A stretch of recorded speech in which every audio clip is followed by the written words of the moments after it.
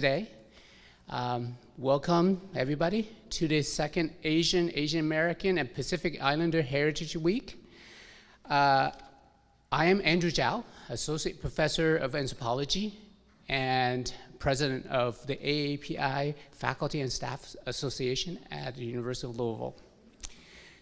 So, like I said, we have an excellent program, but before that, I would like to tell you a little about our group.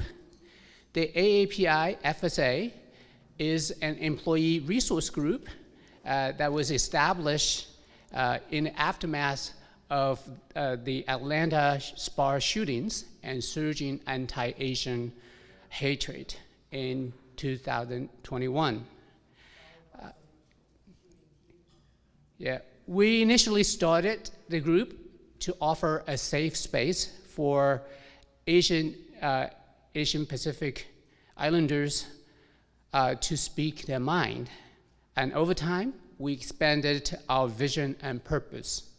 Our vision is to build community, promote diversity, and champion action and change for the AAPI populations on campus.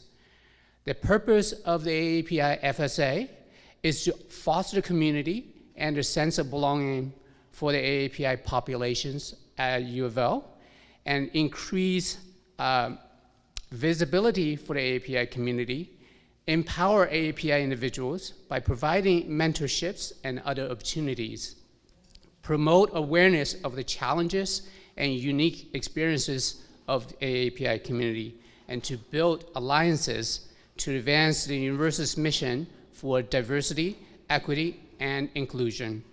Ultimately, our goal is to make U of L a great place to learn, a great place to work, and a great place to discover and connect. And we're doing that through events like this today. In the current environment, it really takes a village to make events like this happen. Many individuals, organizations, and groups are instrumental in the preparation for our Heritage Week. I'm not going to go over the entire list because I'm afraid I don't have enough time for that, and I don't want to miss anybody. But here, I especially want to recognize the enormous efforts of our executive board who have put into these weekly events. E-board members, please stand up or raise your hand.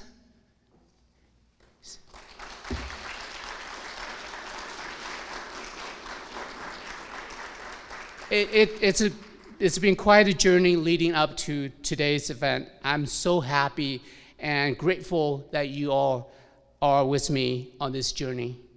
I also want to recognize our advisory board who are super helpful in so many ways. Advisory board members, please stand up or raise your hand.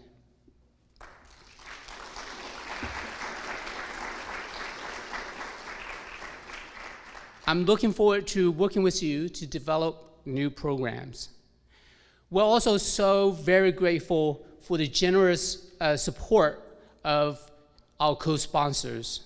Without any particular order, I want to thank the Office of Diversity and Equity, the Office of Community Engagement, the Commission on Diversity and Racial Equity, CODRA, Center for Asian Democracy, the Asian Studies Program, the Athletic Department DEI Office, the SGA, COSWA, Office of Community Engagement and Diversity Inclusion in the School of Nursing, the Office of Procurement, and last, certainly not the least, Asian Institute, Crane House.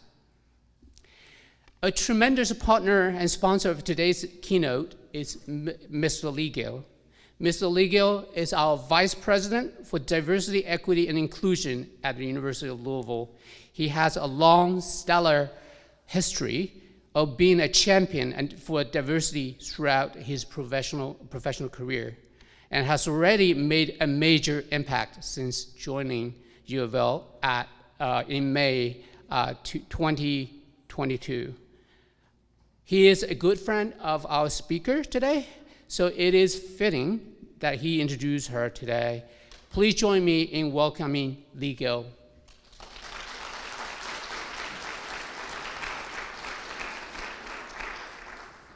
Good afternoon. It is indeed a pleasure to see all of you in these seats this afternoon and to be here to listen to a person that I have known for over 20 years. When I was dean of the Institute for Diversity and Leadership at Lake Michigan College in Benton Harbor, Michigan, Evelyn and I first started our journey. It seemed like every place I've gone, I've always had Evelyn to stop by and say words of wisdom and intellectual stability as it relates to AAPI. She is truly outstanding. Before we start, I want to thank CODRA. Where's our CODRA members at? Y'all come on, raise your hand. I just want to say, because this program was so important, our CODRA members canceled their meeting so that the membership could join us here this afternoon. And I just think that's tremendous. That's teamwork, making these kinds of programs as important as they are to the entire university. Let me just say a couple of things. First off, Evelyn De-Hart, Professor of History, American Studies, and Ethnic Studies at Brown University. She is the director for the Center of the Study of Race and Ethnicity at Brown from 2002 to 2014, director of the Consortium on Advanced Studies in Cuba during 2014-2015 academic year, and again in the spring of 2019. She received her BA in political science from Stanford University and her PhD in Latin America, Caribbean history from the University of Texas at Austin. In 2015-2016, she was visiting professor in history at NTU in Singapore. Evelyn is one of those unique persons. For some of you who may remember NCORE before the pandemic. Anybody remember NCORE? A few, okay. NCORE, for some of you who may not know, is the largest conference regarding race and ethnicity in higher education. You would go to NCORE every year and there's 4,000 or 5,000 people that attend NCORE. Of course, the pandemic had a little bit to do with slowing that up. But Evelyn always was one of the key speakers at our NCORE conference.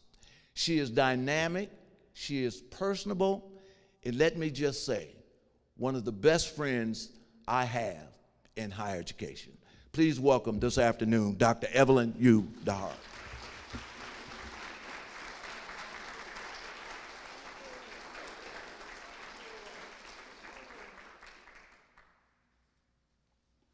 You know, I shadow him.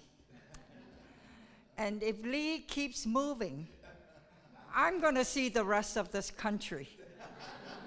I started in Michigan with him. Then we moved to Akron, Ohio. Then we moved to Clemson. And now I'm here in Louisville. Where will we go next, Lee?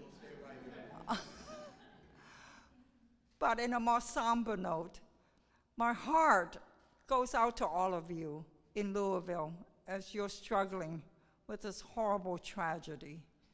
And I hope that our leaders in this country will really finally get down to do something.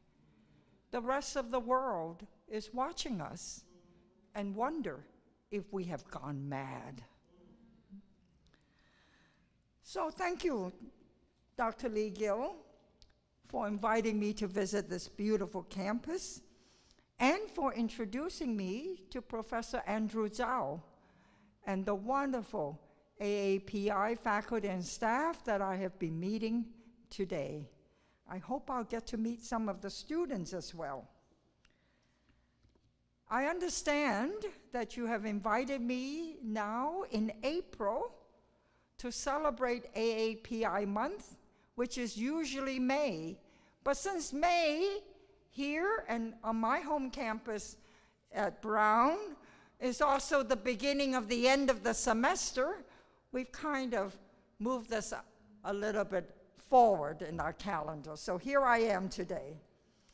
This year we have a lot to think and worry about, given what has already been mentioned by Dr. Zhao and Lee, the public violence against Asian persons that are reported in the news almost every day. The first reported incident that provoked national outrage and concern occurred in Atlanta in March 2021, when 6 Asian American women working in massage parlors were murdered in broad daylight by a young white man. And since then, so many unprovoked public attacks are mostly vulnerable, that is, elderly, women, and poor Asian Americans, that they are really hardly alarming news anymore. But is anti-Asian persecution and violence, both physical and political, a new phenomenon in American history and society? Or is it another example of racial violence, and how so? But let's start with some happy news about Asians in America. I say happy because they are interesting for appearing in a most unlikely place and way. Hence, they tickle our fancy and give us a small measure of pleasure. I know that this is a basketball-crazy state and town, and so am I.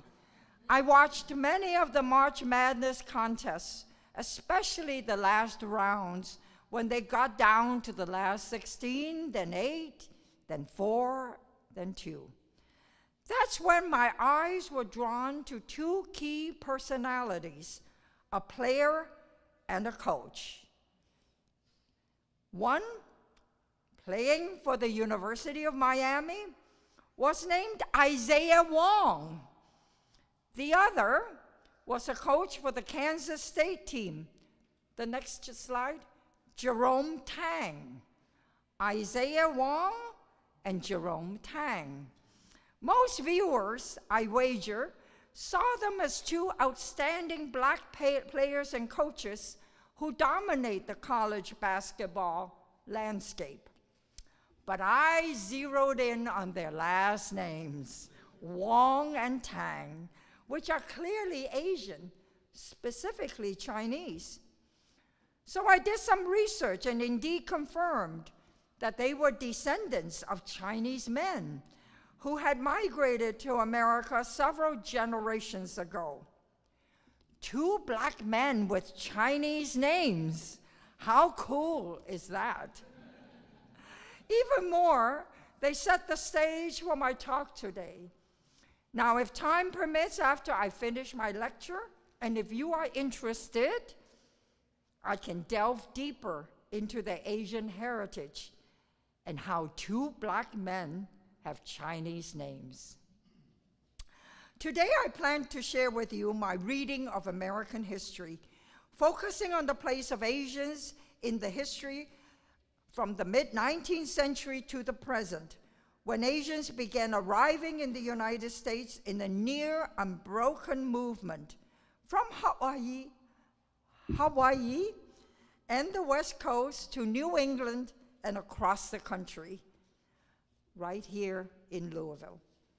Beginning with Chinese, followed by Japanese, Filipinos, Koreans, South Asians, and Southeast Asians, today comprising some 20 different Asian ethnicities and nationalities, how Asians are received, racially constructed, socially integrated, politically incorporated, is a story of twists and turns, full of contradictions, and seldom taught in our classrooms, including great universities such as, I would not be surprised, this one. I would also like to assert at the outset that this history should not be of interest and concern only to Asians, but to all of us, because by examining Asians among us, we are holding a mirror to ourselves, to our own fears, anxieties, biases, questioning who we are and where we go from here. To overcome biases, first, we must confront our own fears, and to do that, we must study and deal with history. History is powerful. That is why it is so often politically contested. And it can be used to subjugate by perpetuating ignorance, or to liberate by enlightenment. So let me now turn your attention to this image of the iconic Statue of Liberty, welcoming all immigrants to America, particularly those seeking a better life for themselves and their families. Who doesn't warm to the image of Lady Liberty? What schoolchild in America has not learned the stirring words of Emma Lazarus, carved at the base of the statue? Give me your tired, your poor, your huddled masses, yearning to breathe free. This is the reason why America self-defines as exceptional, a new land built by and for immigrants. By the time the statue was erected in New York Harbor in 1886, our country had become multiracial and multicultural, receiving peoples from all over the world, flooding the country with immigrants assumed to become settlers of the land while the country expanded territorially. But please take note, not all who came to America arrived under the same conditions, received in the same manner. In fact, many were not included in the generous depiction of America as a tolerant and capacious land that Emma Lazarus proclaims in her soaring words. African Americans, hundreds of thousands of them, who first arrived as enslaved people in 1619, and for hundreds of years after, they and their American-born children remained enslaved, defined by our law as property more than human beings, and certainly not citizens, until President Lincoln freed them in 1865. It's difficult to construct them as immigrants. The first Spanish speakers were incorporated territorially. The Mexicans in 1848, when the US invaded Mexico and took half of our national territory, that became California, Texas, Arizona, New Mexico, Colorado, and Utah. Then the Puerto Ricans in 1898, after the US defeated Spain in another war. So it's not possible to construct them as immigrants because they didn't leave the front door of their homes. They didn't move. Of course, Native Americans were here to begin with and didn't immigrate from another land. Their relationship with the United States was based on hundreds of treaties signed between two sovereign entities.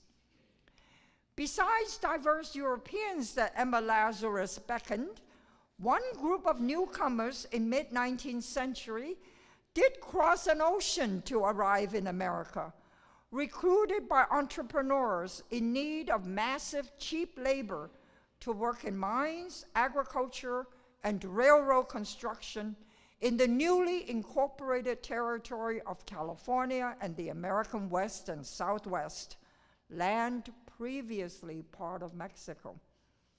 I am referring, of course, to the tens of thousands of Chinese immigrants who came to America from across the vast Pacific. They seem to fit the image of immigrants, the poor and huddled masses, memorialized by Emma Lazarus. So let's take a quick look at these newcomers and the work they performed in the 19th century to literally help this country grow and prosper. Can you go back to the first of these slides, to number 6? I just want to show you first all the jobs that these first Chinese immigrants performed. Mining, no, let's go on. Railroad construction, no, the Great Transcontinental Railroad. Here are various slides of the railroad construction infrastructural project through the high Sierras and through the snow, and the tunnels that these immigrants built with the great skills that they brought with them. And then, of course, they were also laborers. In this case, in agriculture. The Chinese were market gardeners, or truck gardeners, we call them, growing food, vegetables, and fruits mainly for the urban tables, for the people who live in the cities. And then they would peddle the food, you know, and they walked around the neighborhood selling the food that they grow. You can see that.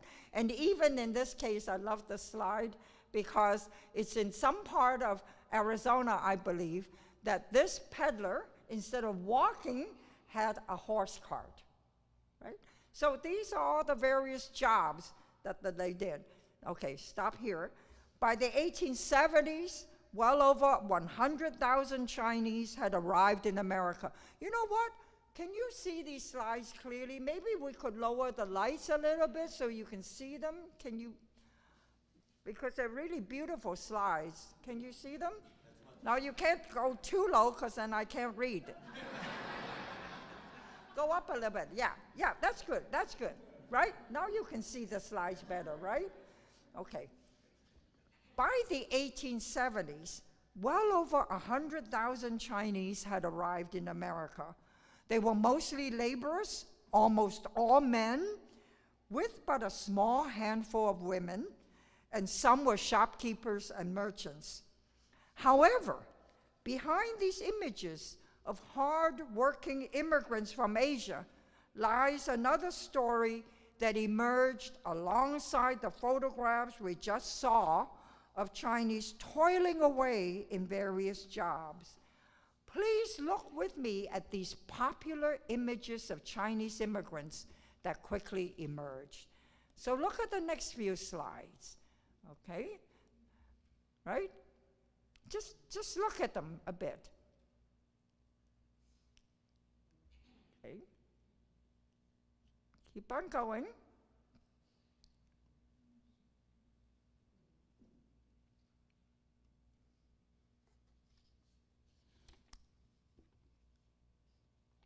You see how from the very beginning of their arrival, they were caricatured and depicted in ugly, malicious, and pernicious ways, a threat to American security and menace to society. In particular, a grave threat to the purity of white American womanhood. If you go back to the slide with the lions, do we have one? Let's look at that one, okay? The purity of white American womanhood, widely disseminated in mass-consumed popular magazines, these caricatures were unsparing in calling for violence against Chinese workers, crudely exposing unambiguous, unabashed racism, often maligned at the same breath as the also dreaded free black man, and to whom the N-word was also applied. Can you advance the slides now? I want to see the one. Oh, see, this is the one about the swarms of Chinese immigrants coming into San Francisco. I'll pick up the theme of this one shortly. Let's go to the next one. Okay, the next one. Okay, stop. In short time, the Asian earned his own racist label of yellow peril, which was represented in diverse and nefarious ways, culminating in the enactment of the Chinese Exclusion Act of 1882, which prohibited further entry of Chinese workers to America. Let's go to the next slide. Okay, the next one. All right. First, we see the yellow peril as a swarm of locusts wiping up fields of cultivated crops. The yellow peril. No? Next, the yellow peril was humanized, if you will, as a Horatio Alger, Oriental Horatio Alger. Look at this one. On the left-hand side, you see a apparently hard-working Chinese worker doing a lot of jobs at the same time, multitasking, we would say today.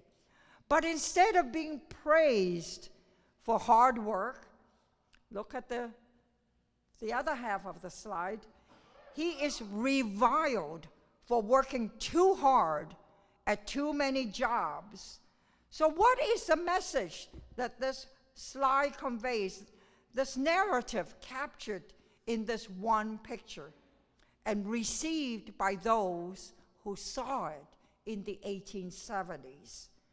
What this slide says is that by working so hard, the Chinese worker caused young white men to be unemployed. Thus idled, they head to a life of crime and the penitentiary. Can you see that story? No? This incredible narrative captured in one slide. No? Equally condemned as pernicious and dangerous, let's look at the next slide. Equally condemned as pernicious and dangerous was the too enterprising Chinese shopkeeper who monopolized business opportunities. So the Chinese worker monopolized jobs, idling white workers, young white men in particular, sending them off to a life of crime and the penitentiary. And here's the enterprising Chinese shopkeeper monopolizing business opportunities. Surrounded by this onslaught of anti-Chinese animus, is it any wonder that politicians weighed in, as you can see in these posters, calling for Chinese exclusion? A federal law by this name, the Chinese Exclusion Act of 1882, became the nation's first immigration law. You probably didn't know that. Until the Chinese Exclusion Act of 1882, we did not have any immigration law. The first one was this Chinese Exclusion Act, an immigration law designed to exclude, not to welcome in. Just before Emma Lazarus uttered her stirring words, we had this Chinese Exclusion Act passed by the federal government, immigration being a federal law. By this time, the Chinese had learned that they were already politically excluded. Here's another fact that most of you probably have never learned in any of your classes from grade school on through college. The 1790 naturalization law of the newly formed United States Republic stipulated that only free white immigrants could become citizens through naturalization. The Chinese who tried to acquire citizenship and stay in America were dismissed as, and here's a label, in quotation marks, aliens ineligible for citizenship. Furthermore, they were already being erased from history. I'm talking about 1882. Excluded from coming into this country, denied access to citizenship, and now I'm going to show you how by 1882 they were already erased from history. Look at this iconic image based on a famous photograph. What was being commemorated? Who is missing? This is a commemoration of the completion of the Transcontinental Railroad connecting the United States from east to west, from the Pacific to the Atlantic. Here you see well-attired, obviously important white men and women, entrepreneurs, investors, businessmen, politicians, and many white male workers. The Irish, who built the Union Pacific across the Plain State, westward, from east to west. But you see no Chinese workers who built the Central Pacific through the snow and the granite of the high Sierras. Let's look at those slides again of the Chinese railroad workers. The next few slides. Okay? The Chinese railroad workers who had the much more difficult task of building the Union Pacific part of the Transcontinental Railroad through the high Sierras, blasting through the mountains, through the snow. They were nowhere to be found in that commemorative painting. This iconic image, therefore, of the celebration of the completion of the Transcontinental Railroad demonstrates how the Chinese railroad construction workers, without whose labor this massive infrastructural project that connected the American empire from Pacific to the Atlantic could never have been completed, and yet were unceremoniously erased from history.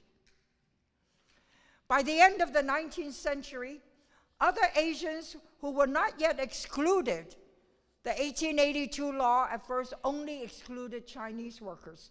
So other Asians began arriving in California and the West in considerable numbers, attracted by mostly agriculture jobs and other economic opportunities. They were the Japanese, including some Koreans who came as part of the Japanese Empire. Okay. And when the first, who were subjects, and South Koreans and East Indians of the British Empire. No? When the US enacted our first comprehensive immigration law in 1924, the first comprehensive immigration law, we made the exclusion of Asians a blanket one by delineating what was called in this law the Asiatic Barred Zone. That means no Asians of any ethnicity from anywhere could come to the US. All ethnic groups from Asia were barred with the exception of Filipinos. Why? Because Filipinos were subjects of the American Empire. The American Empire, which had extended across the Pacific all the way to the Philippines at the end of the 19th century. By this time, California and other Western states compounded the exclusion of those Asians who had remained by enacting what were called alien land laws, which denied aliens ineligible for citizenship to own the very land that they were cultivating. I hope by now you are taking note of the recurrent use of the label alien to racialize and marginalize Asians, and we will see more of the use of alien in the 20th century. Dismissing them as aliens renders them forever foreign, politically and socially, never to become a settler and a citizen like other immigrants, and for being irredeemably strange, culturally unassimilable, and inherently inferior. Indeed, the label alien was pressed into service again in World War II, when America decided on a drastic measure to deal with Asians already in America. Remember 24, Asiatic bar zone says no more Asians could come. What happened in the 40s when the US entered World War II? They had to decide, we had to decide, what do we do with these Asians already in America? Almost 130,000 Japanese in America were then rounded up in the West, forcibly removed from their homes and businesses, and incarcerated in concentration camps located, one in California and others in remote corners of Wyoming, Colorado, Utah, Arizona on an Indian reservation, and yes, one in the South in Arkansas. They were entire families of non-citizen parents and grandparents, as well as many children and young men and women born and raised in America, fully Americanized and American citizens by virtue of birthright citizenship enshrined in the 14th Amendment, which was enacted to give those free from slavery American citizens. Here's a very good example of the linked fate of the histories of peoples of African descent and peoples of Asian descent in this country. No? That those children born of parents otherwise ineligible for citizenship, the aliens ineligible for citizenship, by virtue of birth on American territory, the children of these Japanese who were interned in concentration camps were actually US citizens interned. Then they comprised 60% or so of those put in these camps for having done nothing wrong. Nothing wrong. No. And how were they labeled? How were these Japanese labeled? They were labeled enemy aliens. Enemy aliens. Once again, we see the term alien being used. No? I want to show you just very quickly. Can we do? This is a slide of the camp in California, in the Tule Lake concentration camp. And look at the plaque that was enacted in 1979. It says Tule Lake, May 1942 to March 1946, almost 4 years this camp operated. It was one of 10 American concentration camps. This is a word used on the plaque now. Concentration camps established during World War II to incarcerate 110,000 persons of Japanese ancestry, of whom the majority were American citizens, behind barbed wire and guard towers, without charge, trial, or establishment of guilt. By the way, seizure and mass incarceration of Japanese in America was carried out by two of our most prominent liberal political leaders, President Franklin Roosevelt and then California Attorney General Earl Warren, later to become Chief Justice of perhaps the most liberal Supreme Court. So I want to emphasize that these draconian race-based anti-Asian actions were not a partisan matter of right or left. With the Japanese Americans isolated in concentration camps, other Asians in America kept a low profile. Their total numbers beneath 1 million, safely tucked away in obscurity, pretty much out of national consciousness. At best, a small oriental blip in the popular imagination, mostly personified as food. Chop suey, wonton chow mein, eagerly embraced by working class families as a cheap and tasty meal. This situation began to change in the 1960s, when immigrants from Asia started arriving again because the immigration law changed in 1964, which removed the Asiatic barred zone. It is important to note that they arrived on the heels of the great civil rights movement, when Black activists led by Dr. Martin Luther King, the great John Lewis, and others forced America to deal with institutionalized racism, specifically the Jim Crow laws that mandated racial segregation. Indeed, dismantling racial segregation at home forced America, President Johnson, to reform our racially exclusive immigration law. Another example of linked fate. At the same time, another threat was looming on the horizon: the rise of Asian tigers or dynamic economies in Japan, Taiwan, Singapore, Hong Kong, eventually China, which became the biggest Asian tiger of all. Just as the United States could not differentiate between a militarist Japanese empire and peaceful Japanese immigrant families in America during World War II, the same anxiety concerning Asia rising grips the American popular imagination, a fear which casts an ominous shadow over America. It didn't take long before some resentful Americans lashed out at Asian Americans. It happened in Detroit.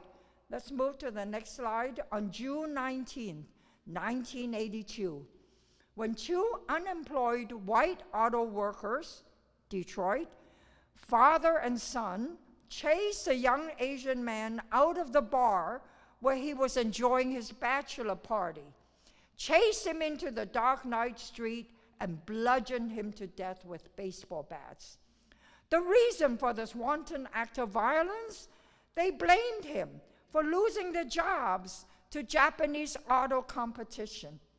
Never mind that the murdered young Asian American, whose name was Vincent Chin, was born in America of Chinese ancestry and had nothing to do with Japan or its auto industry. The brutal perpetrators were each fined $3,000 but didn't spend a night in jail.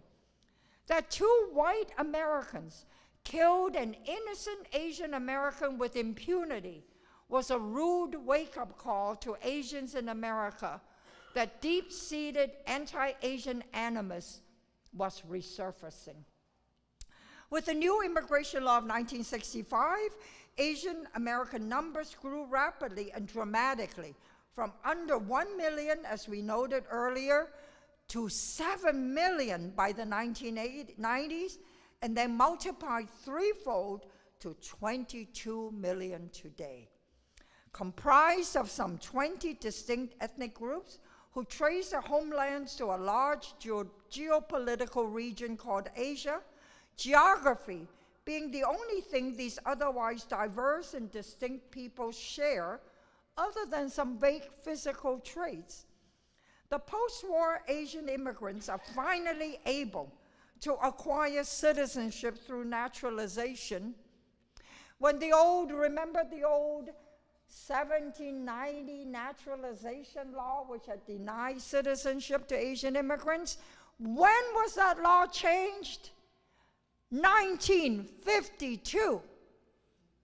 Count how many years Asian immigrants were denied access to citizenship. By then, in aggregate group statistics, Asian Americans have become the most highly educated racial ethnic group, surpassing white Americans for holding college degrees, which in turn has led to good-paying professional and managerial jobs. According to the latest census, Asian Americans earn the highest family income, thus surpassing white Americans and outpacing other minorities. Some refer to them as the good immigrants. Title of an important new book by historian and Professor Madeline Hsu of the University of Texas at Austin. Note the subtitle. That's the next theme I'm coming to. How the Yellow Peril Became the Model Minority. And take a look at the cover of this book. It actually depicts my family immigrating to America. No, I was one of the little persons in this photo. Instead of allowing Asian Americans to finally, quietly integrate into American society as productive citizens, finally Asian Americans were allowed to become citizens, the media and policy makers rallied to call attention once more to Asians in America, this time marking the good immigrants as a model minority. Model minority. That is, a minority that models good behavior. It is significant that this new sobriquet This identity label does not praise Asian Americans as model Americans. Think of the implications of this critical choice of one word. Model minority, not model Americans. When this characterization first appeared during the Cold War, the Asian American as a model minority was first used to humiliate China by pointedly remarking how Chinese immigrants fleeing communism at home flourish in a free and capitalist United States. This anxiety about a rising China can also turn against the Asian American model minority when Chinese students and scientists are periodically accused of acting as spies for communist China. In 1999, Republican Congressman Christopher Cox issued a multi-volume report on national security and the People's Republic of China, in which he accused every 80,000 Chinese students in America for being tasked to steal high-tech secrets. This fear led to spy accusations brought against several Chinese Americans. That year, the next one, 1999, the United States accused Dr. Wen-Ho Lee of New Mexico's Los Alamos National Laboratory, where the nuclear bomb was developed, of spying for communist China. Dr. Lee was a multi-generational Taiwanese who came to the US to pursue higher education, receiving his PhD in mechanical engineering from Texas A&M. He became a US citizen in 1974 and quietly raised an American family with 2 US-born children. Accusations against him of giving US nuclear secrets to China were never substantiated, charges were never formally lodged, and he was eventually freed from jail after 278 days spent in solitary confinement without trial or access to bail. Another Asian American accused of spying for communist China, the next one, was a US-born James E., West Point graduate who served in the US military in Syria, where he converted to Islam and married his Palestinian wife. Shortly after he was appointed the Muslim chaplain at US Naval Base at Guantanamo, Cuba, attending to the prisoners of 9/11, almost all Muslims, he too was accused of espionage. What could be more threatening to US national security, you might ask, than a Muslim Asian American? Charges against him were also dropped. Meanwhile, the news keep on treating readers periodically to sensational stories of how Chinese American scientists at leading American universities collaborate with fellow scientists in China to threaten US national security, implicating Asian Americans as unpatriotic citizens selling American secrets to communist China. Anxiety about Asia rising, first Japan, now China, continues to reinforce deep-seated fears about Asian Americans, the model minority, as perpetual foreigners who can never be trusted. From the Cold War to the present, the model minority is used as an instrument of US foreign policy and geopolitical struggle for world power and domination. Whenever tensions heat up in the global competition between China and the US, as we are witnessing in this current moment, Asian American vulnerability turns them into hypervisible, easy targets. Meanwhile, at home, the Asian American model minority is useful in another way serving as surrogates for another purpose. Asians are lauded for modeling good behavior, not so much to prove their own worth, but to dispute the argument laid out by African Americans that systemic racism poses a near insurmountable barrier to their upward social mobility.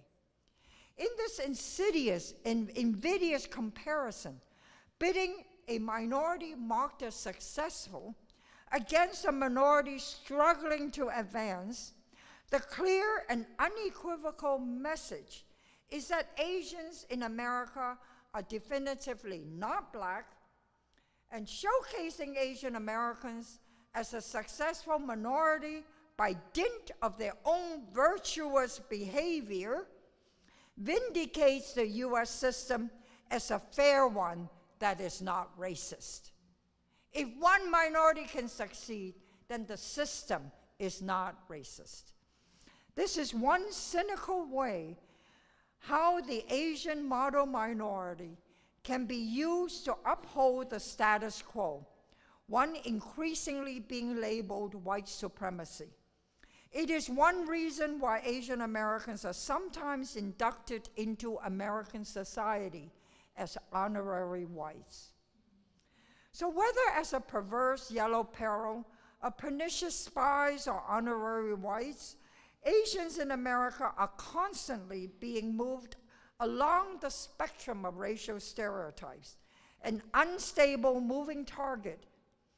So let me conclude by pulling up the late 19th century yellow peril caricature, condemning the Chinese laborer or coolie by working too hard at too many jobs, thus depriving young white men of work. What I'm suggesting and my conclusion is this: the model minority is the other side of the same yellow peril coin. More polished, more subtle to be sure, but fundamentally a yellow peril redux, two sides of the same coin. Most stereotypes contain its own contradiction. So it is that the model minority is beginning to unravel in the wake of growing public hostility against Asian Americans precisely because they are perceived as a minority that overreaches, a minority that is overrepresented, a minority that is hence uppity. In effect, America is once again blaming the victims of contrived political crimes and public hate crimes for provoking the anxiety and resentment that incite violence against them. Elite universities like Harvard, Yale, and my institution, Brown, play into this game by limiting acceptance of high-achieving Asian American students because they are labeled an overrepresented minority. If too many are admitted, they argue, Asian Americans would edge out other minorities, the underrepresented minorities, Black, Latinos, Native Americans. When, in fact, I suggest the anxiety is about outcompeting whites. Responding to the spate of public anti-Asian attacks, some commentators and politicians question whether anti-Asian violence can even exist, given how well Asian Americans are doing in American society in view of their model minority status. Last year, my university's diversity and inclusion plan removed Asian Americans from consideration as a protected class because they are overrepresented, implicitly counting them as honorary whites. Asian Americans did not name themselves a model minority. It was invented by white Americans and imposed on them. Most of us academics and activists are terribly uneasy about this backhanded flattery and have called out the Asian American model minority as a myth. Here is why it is wrong and dangerous. It is a stereotype, and like all stereotypes, it functions to paint an entire community of people with a very broad brush in the service of maintaining the interest of the powerful. Not all Asian Americans are well-educated, high-earning overachievers. In fact, Asian Americans exhibit what we call bimodal characteristics. That is a high and low end. A comfortable professional and business class at the top, towering over a mass of working class and poor on the other end. The income gap between upper and lower ends in Asian America is the highest of all racial groups in America. Putting it another way, the Asian American community is not homogeneous. It is sharply differentiated by ethnic and national origins, religion, language, culture, and very importantly, divided by socioeconomic status or class. The danger of the model minority stereotype is that it brushes over, even erases, the working class and the poor. But you saw them in the lives of the 6 Asian immigrant women massage workers killed in Atlanta, and in the mostly elderly victims of public attacks in or near Chinatowns in the streets of our cities. These victims are not model minority Asian Americans. So to conclude this quick reading of Asian American history, I argue that anti-Asian animus is real. It is persistent and deeply rooted in American history. It is a form of racism built on pernicious stereotypes, which are then used to attack Asian Americans and persons. The yellow peril, the model minority, these are stereotypes constructed by the white dominant society, imposed on Asian Americans, and then used to turn against Asian Americans and blame them for the violence that is perpetrated against them. Asian migration to America takes place in the crucible of American empire, the acquisition of California from Mexico, the extension over the Pacific to settle Hawaii and colonize the Philippines, to the wars in China with Japan and Southeast Asia, coveting their labor but rejecting their persons, whether in railroad construction or agriculture in the 19th century, as service workers or massage parlors, or as well-educated professionals. The uneasiness of fully integrating Asian Americans into American national identity, the ambivalence towards their belonging in America, is an American dilemma with no clear resolution in sight. To many in America, Asian Americans are still alien, a perpetual foreigner, who are sometimes useful as surrogates for upholding white supremacy. The hardworking Chinese coolie laborer of yesteryear, accused of sending unemployed white youth to the penitentiary, the Asian immigrant woman massage parlor workers killed for provoking the young white man's sex addiction, in the middle class, well-educated, but overrepresented Asian American model minority, suspected of endangering America's national security, even as they are used to rebuke other minorities for their failure to thrive. The message is Asian Americans are responsible for generating the fear and loathing that incites violence and persecution against them.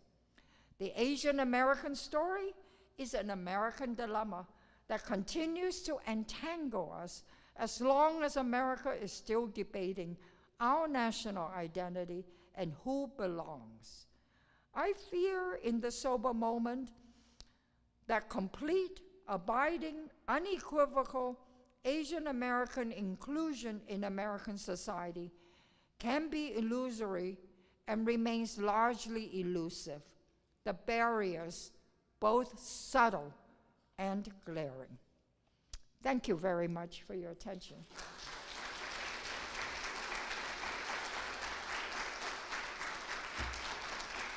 Thank you. Thank you. I know I've probably, oh, good, I still have some time, great.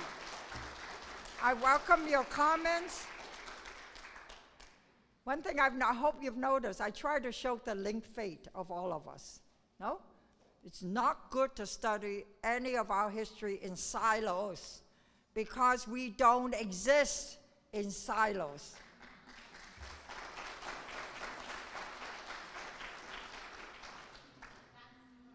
Question?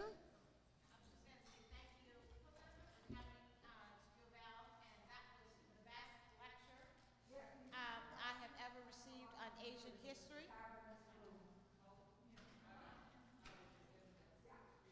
The best I've heard on Asian history. I thank you. It was excellent. Thank you. It's not on. I'm so glad you're here. So thank you. Thank you. Thank you. Yes. Thank you. Hi everyone. My name is Ronnie Bennett, Director of the Women's Center. I'm curious what you learned about the artists, the photographers that captured these images. Oh, did you see any trends? And I come from an arts and culture background. Yes, about the photographers and the artists. They're mostly anonymous, but there are some that are well known. Okay? So we just Google photograph Chinese. I forgot the name of them, but there are one photos, and if you email me, I'll send you some of them. Okay? They were photojournalists, no? And, I got these from many, many sources. And I like the photographs because the photographs capture them at work. But the caricatures capture what? How the popular culture depicted them. I wanted to show the contrast. And I hope you got the point, right? Yeah, yes, please. Hi, forgive me if I don't stand up. I teach an anthropology course, course on race. And so when you put up the two figures, photographs of the people in basketball, I immediately thought of the Mississippi Chinese who were brought to Mississippi at the end of the Civil War because the white planters felt that they were going to lose their free labor. Yes. And of course, they were all males, and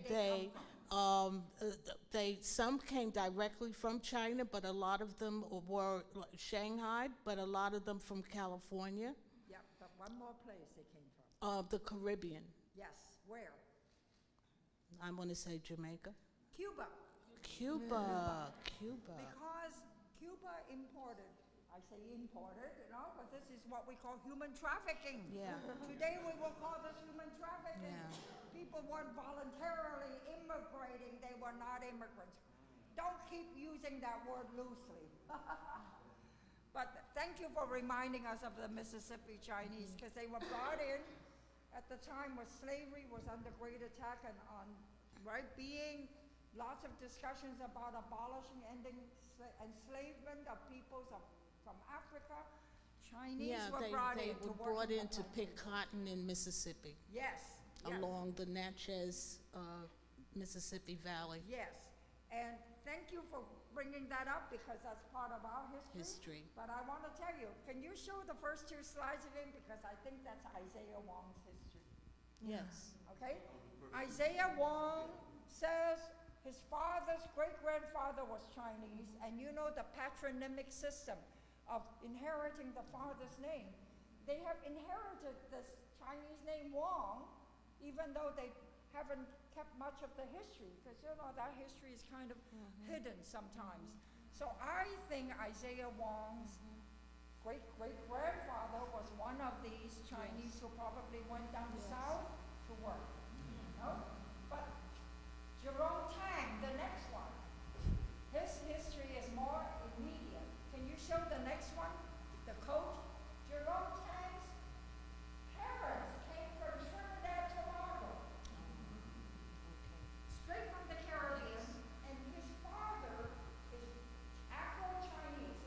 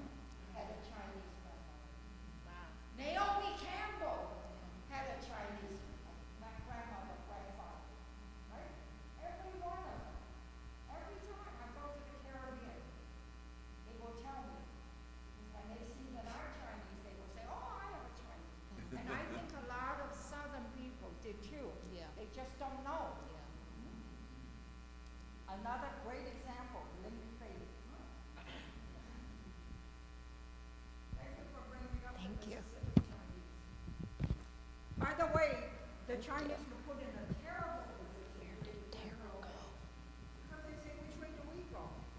We go to the school. We sit in the front of the back. Very situation. They have to figure it out every time. No, it was my friends who grew up in the South tell me during that era, and they were anxiety ridden all the time because they had to constantly navigate that racial system and have to figure out which way do they go. I can relate to that story. When my sister gave birth in 1963, we're from Hawaii, and she was her husband in the military. She didn't know which hospital she could go to. And to us in Hawaii, that was a crazy idea. It's like, what are you talking about? Yeah, 63 just before. But up in the South, that's how it was, yeah. My question is about the Japanese internment. My understanding is they took away everybody's stores and their farms and everything.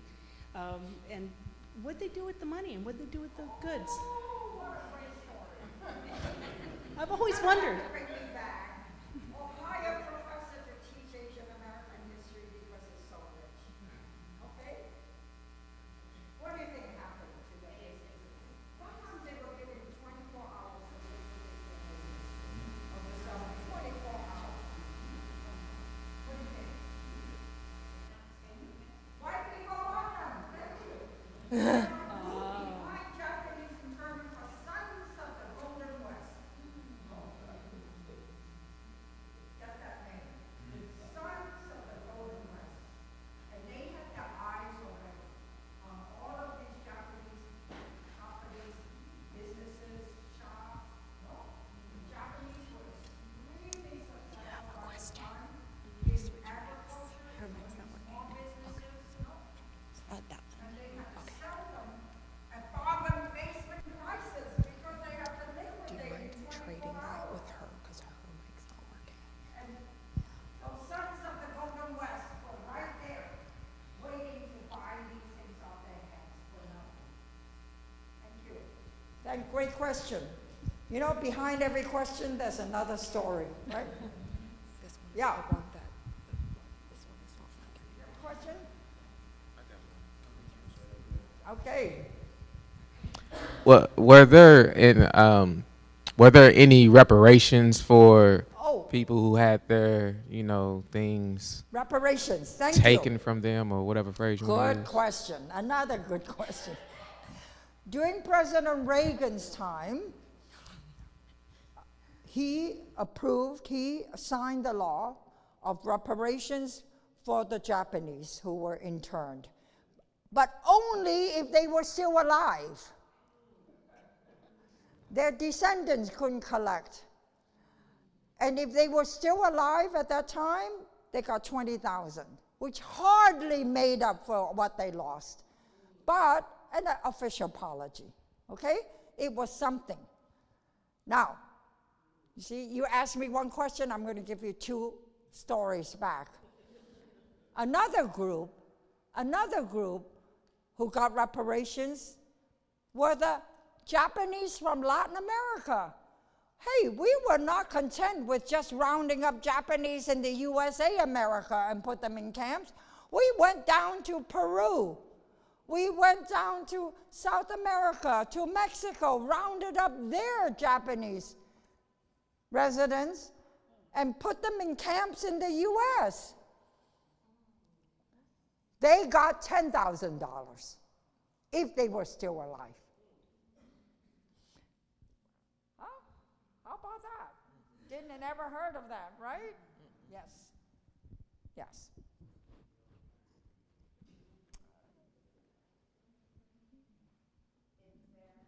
Any other questions? I've got lots of stories to tell. You call me. Yes.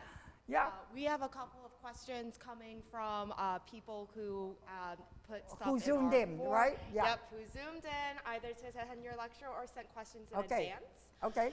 But one of our big questions is, you know, here at the University of Louisville, we don't have like an Asian study. Well, Yeah, we have an Asian American study. Asian American Studies department. We don't have a Asian American Student Initiatives program. And so something that we're thinking about as we're thinking about, okay, how are we going to include and champion AAPI Yes. students in our diversity, equity, Yes. and inclusion work? You know, what kind of changes do we need to be Okay. making in higher ed? How can we encourage others to include AAPI in our understanding of what Yes. American diversity is? Good question. You know, sometimes people will say, well, we don't have an Asian American Studies department or program, that's why we can't teach it. Well, that's a cop-out answer, isn't it? Huh? That's cop-out. Don't accept that answer just because you don't have an Asian American program yet.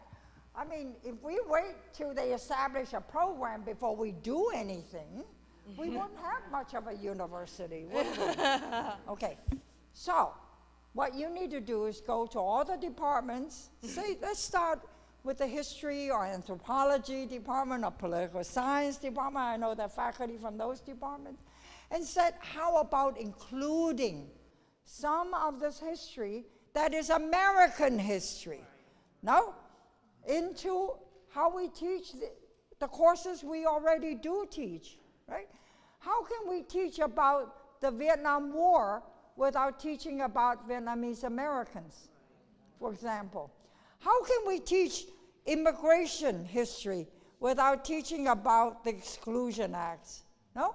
How can we teach about the model minority without linking it up to accusations of Chinese scientists being spies because of our fear of China or Japan?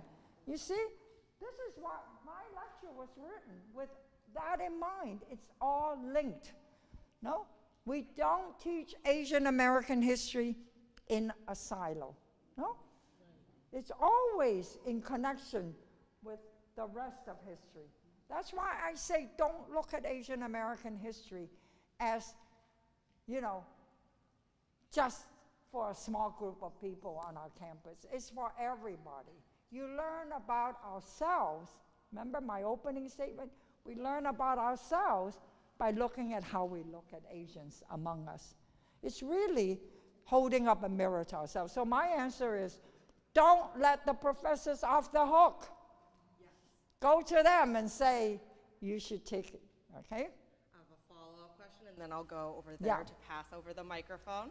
But, you know, that is very apt, and I 100% think that, yes, that is definitely a way to go, but how do we go about promoting that and promoting that solidarity, especially in regards to like departments that maybe, you know, haven't conceptualized AAPI history as like American history? How do we promote that? And how do we also create trust among like the diverse ethnic groups under that AAPI label? You know, it encompasses so many broad ethnicities, backgrounds, immigration patterns, and so because of that, it's kind of hard to get people to agree sometimes, especially. Well, sometimes because we don't know what AAPI history is. We don't know it, but we know what Black history is, right? Because we've been teaching that for a while now. We have some idea of African American history. We have some idea, but gosh, you know, in the beginning, you probably had the same kind of look. Well, we don't know what it is, no? I mean, look, don't go to Florida because they still think they don't know what it is and it shouldn't be taught, right? Today, we're talking about there are still some people in this country who don't think it's worth teaching or should be taught. But if you think my lecture today was interesting, if you think you learned a lot, haven't you all learned at least one thing from my lecture? If not 5 things or 10 things? Huh? Did you think it was interesting? Yeah? Did you think it taught you something about all of us? Right. So that's what you need to know. You just say, hey, we heard a lecture, and it isn't just about a narrow slice of America. It's about all of us, right? Yeah. you need to convince your professors that they need to go back into some training if they don't know already. And by the way, the good news is, just like African American history, Asian American history, Latino history, Native American, just go to the library, just go on Amazon, just go. We have produced so many fabulous books, so many fabulous books. You can't even begin to track the scholarship. It is so rich, it is so diverse, it is so interesting. Huh? It just, I can't begin to tell you, I can't keep up with all the new scholarship. It's too rich, no? And so, the research is there. The press is, listen, every time I go to a conference and present my work, I got 5 publishers saying, can we publish a book? I said, I haven't written the book yet. But they say, oh, what you say is so interesting. We'd like to publish your book. I say, well, I'm working on it. I'm not done yet. Okay? But truly, the publishers find our work very interesting. They want to publish it. No? And if your professors, if the faculty members here don't know it, well, maybe you should be the one to tell them, right? Yeah. I mean, that's what education is, no? Education is to open up your eyes to something you didn't know before. And guess what? Once you learn enough about things you don't know, you have to change your worldview. You can't just say, well, that's another fact, I'll chalk it up, that's another. If you garner enough facts of things you don't know, you have to say, well, maybe I have to rethink my whole conceptualization. Maybe I have to rethink everything. So I am against textbooks that I call the textbooks. You know how textbooks do? They have shaded areas, no? They tell a story, and then they have shaded areas. Oh, here's what black people are doing, here's what Asians are doing, here's what Mexican Americans are doing. But the master narrative remains the same. I say, you can't do that. You can't keep the master narrative the same if all of us are doing different things, no? You gotta change the whole narrative, you see? It's hard, yeah, but there is, I don't wanna make it too simple. There is a backlash, in part because we have been so good at telling a different story. No? You know what I'm trained at? I'm not trained in Asian American history. That's not what I teach at Brown. I'm a Latin Americanist. My course this semester is on the Mexican Revolution. No? I teach in Spanish. I'm Chinese, I teach in Spanish. How about that? Right? No, I don't preach multiculturalism. I practice it. See? So, but I find this history so fascinating. No? Yeah. So, yes. I just had a question and more of a comment. One of the things with Asian American PI, we forget about the PI. Yes. The Pacific Islanders yes. and the Thank roles they asking. play in the Yes. history. And as a native Hawaiian, as a Kanako Yes. EV, Yes. it's very important that I Yes. want to highlight Pacific Islanders also and their contributions. I'm so glad you asked that, because that will get us into yet another hour or so of discussion. Should PI be attached to AA? Oh my goodness, okay. Don't hang me, but I don't think it should, personally speaking. I think Pacific Islander history is very different from Asian American history, okay? Pacific Islander history in many ways, another project, I just wrote a big fat grant, multi-million-dollar grant called Global Indigeneity, and it's about Pacific Islanders. I think Pacific Islander peoples are closer to indigenous peoples because they're off the land. They're not immigrants for the most part. I know there are a lot of Samoans and Hawaiians who've left, but at the core, we're talking about people with a land base. No? So at my university, we talk about Pacific Islanders as part of indigenous, people of the land. And so we have I just wrote a big fat, don't know if I'm going to get the money, but we're proposing a research project and a teaching project on indigenous peoples, right? And that's really what Pacific Islanders are. See? Because Hawaiians are not the Japanese who immigrated to Hawaii. When we talk about Hawaiians, we talk about the people who were there before the banana growers got there, you know, or the pineapple growers and the missionaries. Yes, please. Did you have a question? Oh, yeah. We actually had a question from one of our online attendees. So Asian Americans account for at least 60% of the top scores on the SAT. So what explains the disparity of Asians in like higher education? Are you reading off a question? Yes. Okay, say it's for that virtual. again. So Asian Americans account for at least 60% of the top scores on the ACT. What explains the disparity for Asians in higher education? Between? Like Asians and other minorities. I still didn't get the question. So Asians are in the top 60% for the SAT. SAT. SAT. The SAT Oh, they exam. got the top scores in SAT. Yeah, is there, like, what's the reason for that? What's the reason for why Asian Americans get the top scores in the ACT? I'll tell you. I know the answer to that. Remember I told you Asian Americans are bimodal, right? That's a top score.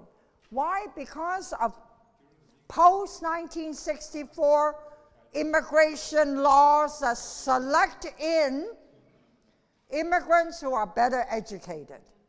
In the 19th century, who were the Asians we recruited?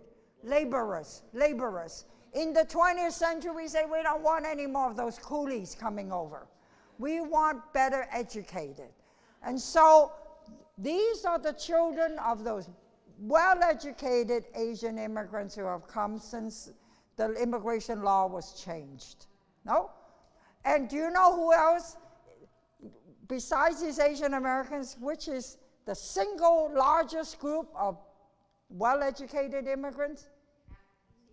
Africans. Thank you. Africans. Why? Because of selectivity. Immigration laws, just like the 1882 Chinese Exclusion Act, is always based on selection. Why do we have so many Mexicans who are so-called undocumented? Huh? Do people choose to be undocumented? Is undocumented an inherited status? No, it's a constructed status. It's because we don't want to give those Mexicans a decent visa, a regular visa, because why? They come in to do low-pay service jobs, and we want to be able to deport them when we don't need them. It's much easier to deport people who don't have documents than to deport people who are documented. You think that's accidental? I say no. I say it's intentional that we keep most Mexican Americans undocumented or Central Americans undocumented, because we want to be able to use the cheap labor, and we want to be able to deport them or send them out when we don't want them. Do you know that during World War II, during the Depression, 1929, 1930, I love to teach history because I can shock you all with all kinds of historical facts. We deported over 1 million Mexicans from this country during the Depression. Over 1 million, and guess what? More than half of them, just like those Japanese that we interned, more than half of those so-called Mexicans we deported were U.S. citizens because they were the children of the parents who were the children born on U.S. soil. That's why the 14th Amendment is so important. It was never intended to give citizenship to otherwise undocumented immigrants like the Chinese and the Mexicans.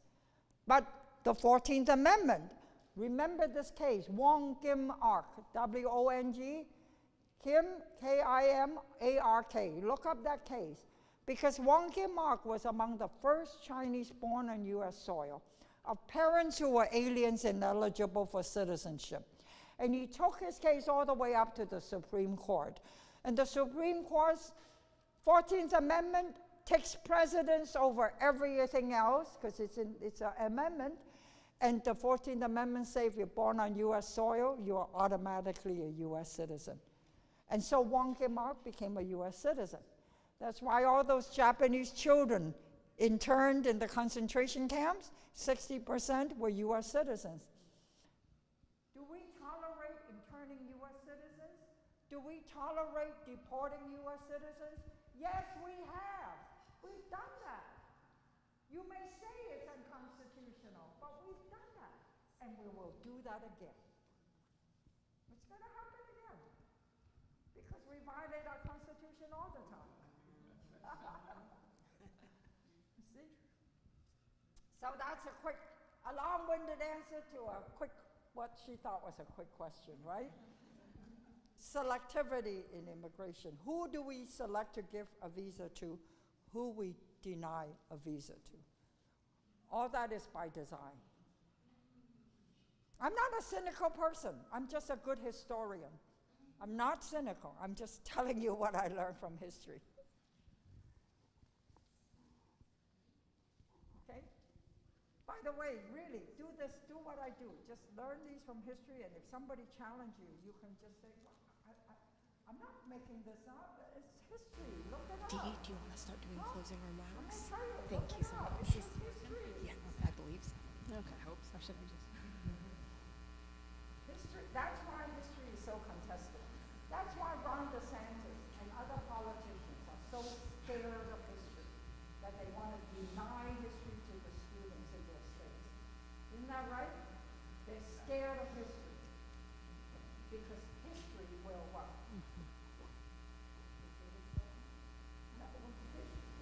History will catch them at their lives. Right? You know? History will upend what they're trying to say about society. They say they don't want to make kids feel uncomfortable. Well, history's all about being uncomfortable. That's what history is. History's all about being uncomfortable. And being uncomfortable is when you educate yourself. Don't educate yourself with only things that you are comfortable with. No? That's what education is in general, is to educate yourself. Okay, well, Okay. we first of all You guys have stayed late. Go have some lunch. Thank you. we want to. Can we give a big hand for Dr. De-Hart?